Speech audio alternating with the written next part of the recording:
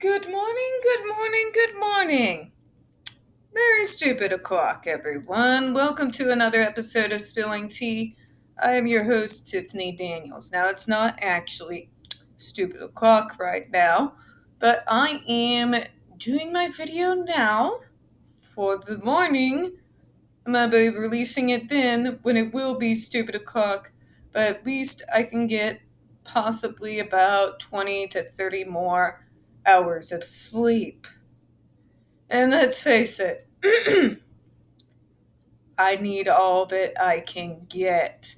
We're going back to that horrible world known as the JRC, but before we get going, folks, a few of the usual disclaimers, alright? Okay, now first off, you are going to see the link to this 1979 report right there in the description box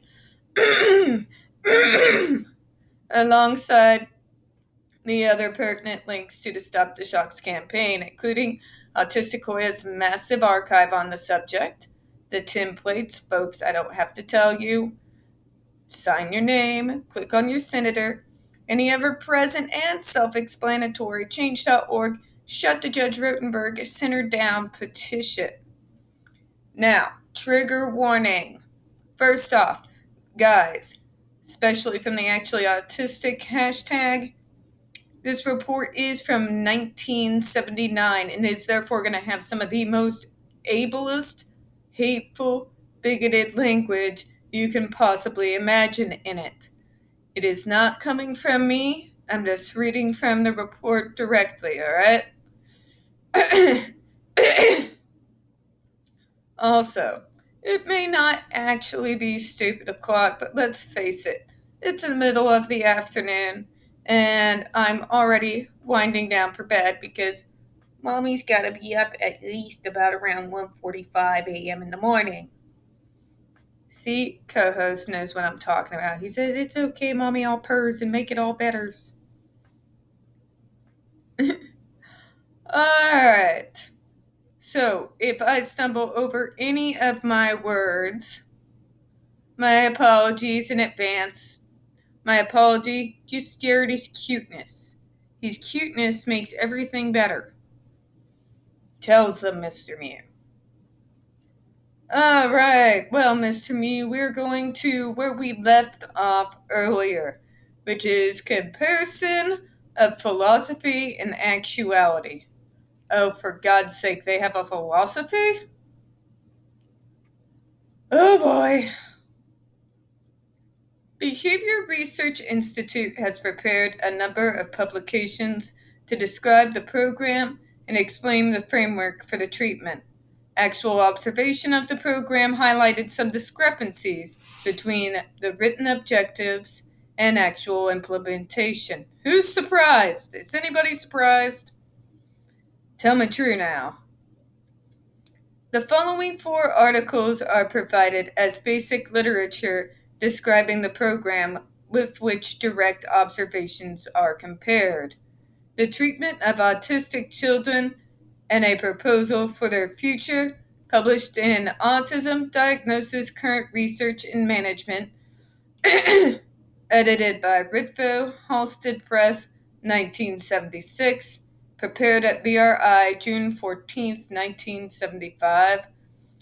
Of course, they're going to use outdated shit. And of course, the only publications they're going to give is shit they made up themselves. God, I'm getting some strong AH vibes there. Assumptions of the BRI program and the selection of rewards and aversives, October the 11th, 1977. Yeah, you all need help. The Goody Spank, November the 7th, 1978. The fuck? The fuck? There was literally an article? The fuck was wrong with the 70s? Oh, we're gonna spank the autism out of them. That'll teach them. God. Quit watching Deliverance, Mr. Israel, okay? Goddamn. Basic Policies of Behavior Research Institute, November 1978. The program described in the June 1975 article is a day treatment program with available residential components. In addition to the actual program for autistic youngsters, part of that program was to provide training for parents whose children were not enrolled in the BRI school to conduct workshops for other professionals and to offer consultation services. Thank God they didn't. Thank God. Could you imagine if they got parents outside of the state to implement this madness? God. Thank God for small favors. Jeez. The ultimate goal was to devise a set of services that would enable autistic people to live dignified, non institutional lives. Explain how any of your program is set up to help us live dignified lives. When you deny our dignity, our privacy, our personhood, our autonomy at every goddamn turn. In this initial program, students were to have individually designed program plans. The plans were to lead to development of a set of cards for each student, which indicated the task he was to perform at school.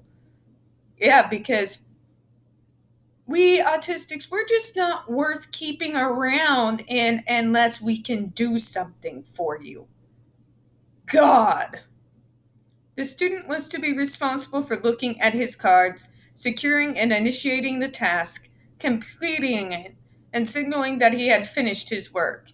He was to be rewarded and then move on to another task. In other words, you want to train them to be complete fucking worker robots. Just admit it.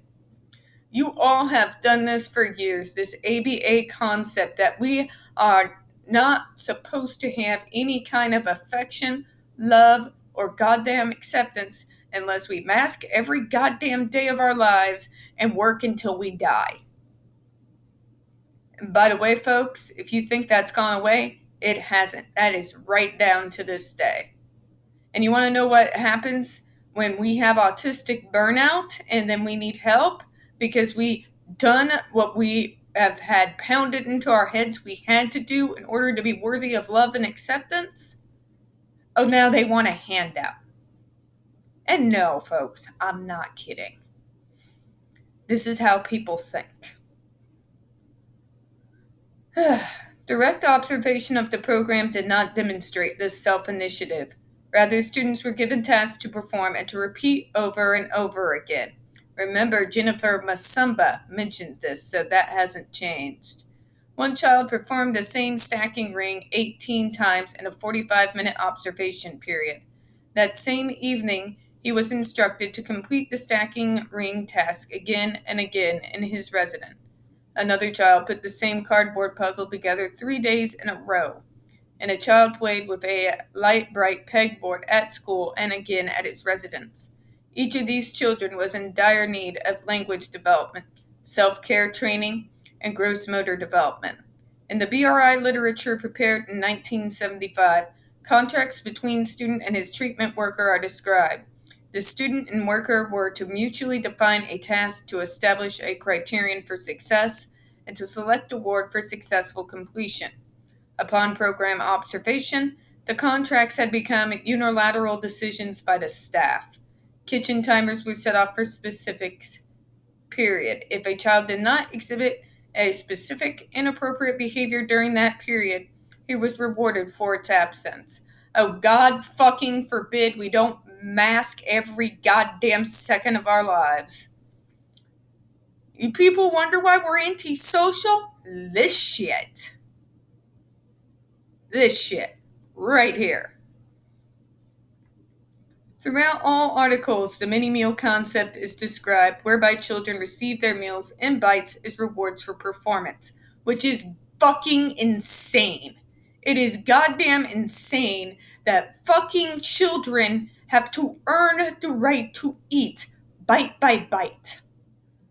That is batshit insane, and I can't believe it was ever accepted. And the fact that I know they still do it. The 1977 article describes this procedure as one in which the meal is placed in front of a child.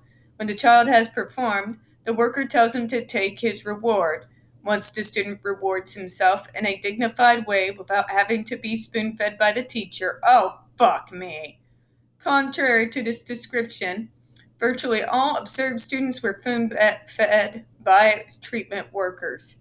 That's because they want to infantilize us. They don't want us to do better. They don't want us living on our own. They want to continue to make money off of us while they're fucking torturing and starving us to death. A singular exception was a young man who was observed in his residence in the evening. He sat there with his dinner plate in front of him. He performed his background task until the treatment worker told him to take a bite of food, after which he would take one bite of his dinner. The treatment worker was asked whether or not the child could take a bite of his food without instruction if he had performed his task successfully. Regardless of whether or not the reward was justified, fuck's sake, what the hell? You have to, justify yourself as having the right to eat. If the child took a bite of his dinner without instruction, it would be considered stealing food. Stealing food, folks. Taking a bite off of his own goddamn plate set right in front of him, but if he did it without permission, he was stealing. An aversive for stealing food would then be administered. Fuck me. One additional discrepancy should be noted between the literature and the observed practice. The 1975 article describes planned transfer of control of a student's behavior. That is, after a length of time in which the student no longer demonstrates an inappropriate behavior, the behavior and its aversive consequences are withdrawn from the list of target behaviors. But they don't, do they? We have evidence that begs to differ. Staff reported that this was not the case. A behavior and consequence remain a part of a student's program. If he should ever exhibit the behavior, no matter what the duration, intensity, or frequency, he will receive the same aversive that was initially established. This is an important point because the severity of the aversive is chosen by ascending the hierarchy. There is no comparable system for earning a way down the hierarchy. Likewise, there is no way for a child to earn his way to full meals. God. What is wrong with you that you think that the child should have to earn their fucking meals, period? It's a child. As he improves his performance, the staff merely increase the effort he must make to earn small pieces of his meals. Fuck me. Considerations and opinions. We'll start that one tomorrow. Well, what will be tomorrow. This is fucked up, folks. This is fucked up. I will never understand living with this concept that a child must earn their right to eat bite by bite, and that if they have a behavior, then they get punished. And if he tries to take food from his own plate, which is right in front of him, without permission, it is stealing food. I want you all to think about that. Now, on that note, folks, I'm going to go ahead and close out for this morning. We don't get very many views on this channel. The few that we do tend to get removed from time to time. So, folks, please don't forget to hit that like button, hit subscribe. Don't forget to hit the comments and feed that algorithm. I do appreciate your time this morning. And as always, we here at Spilling Tea hope you have a good one. Bye-bye.